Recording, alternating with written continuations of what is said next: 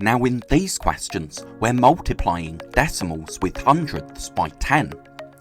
But first, let's look at 6 times 10. And you probably already know the answer is 60, but let's use the same method that we'll be using to multiply decimals by 10. So you might have been told that to multiply whole numbers by 10, we can just put a 0 on the end. That works for whole numbers, but it doesn't work for decimals. So, to multiply 6 by 10, we can write out the number, and because we have a whole number, we can put the decimal point on the end. Then we can copy down the decimal point. When we multiply by any number larger than 1, the number gets bigger, and we're multiplying by 10, so the digit is moving 1 square to the left. So if we copy this 6 down 1 square to the left, we now have an empty square before the decimal point. But we know that the digit before the decimal point, or the place value, is the ones, and we can't ever have an empty ones column. So we need to write a 0 in this empty square. So now we have 60 and a decimal point on the end. But when you have the decimal point on the end of a number and nothing after it, you have a whole number. So our answer is 60.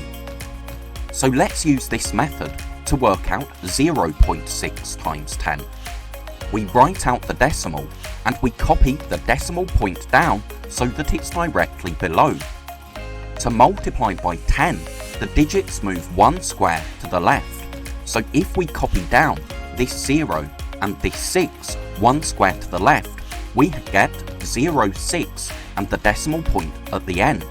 So the decimal point at the end and nothing after it tells us that we have a whole number. Our answer is 6 because we can ignore this 0 in our tens column. So now, what is 0.06 times 10? Again, we write the number out and copy down the decimal point. We're multiplying by 10, so the digits are moving 1 square to the left. So if we copy down the digits 1 square to the left, we get 0.6. Now we can ignore this 0 in our tens column, but we always need a digit in the ones column, so we can write our answer as 0.6.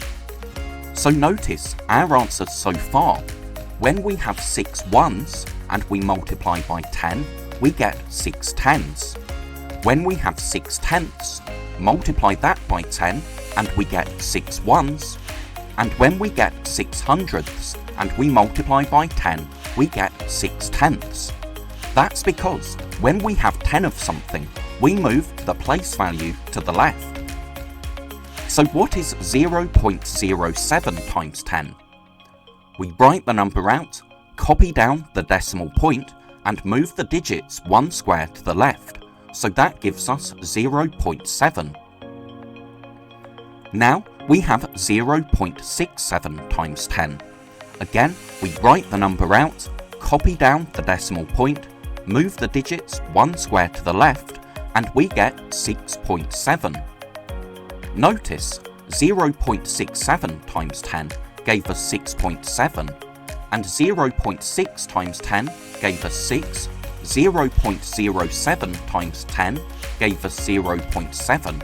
So because 0.67 is made up of 0.6 and 0.07, adding the answers to these questions gives us our answer to this one. So finally, we have 6.07 times 10. So we copy down the decimal point, move the digits 1 square across, and that gives us our answer, 60.7. And it's really important that we include this 0 because it's in between other digits. If we didn't have this 0, the 6 would still be in our ones column. So to show that it's moved to the tens, we need the 0 in our ones. So we need to move the 0 across as well. Thank you so much for watching. I really hope that was helpful. If you're a teacher or a parent, then please subscribe or go to keystage2maths.com to download resources for this lesson and many more. That's all for now. I'll see you in the next video.